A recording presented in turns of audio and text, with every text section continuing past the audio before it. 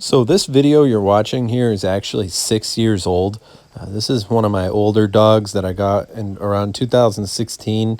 He was probably about 12 years old, and then he lived to be about 15, I believe, because we got him around 2006, and he made it until kind of early 2019. God rest his soul. His name was Rusty. He was probably one of the best dogs you could ask for. He was a really great dog, and he was probably one of the first dogs that I really just like to film in his natural habitat and stuff like that. Some of you might remember him from some of the earlier videos that I used to make, but yeah, he was a pretty awesome dog.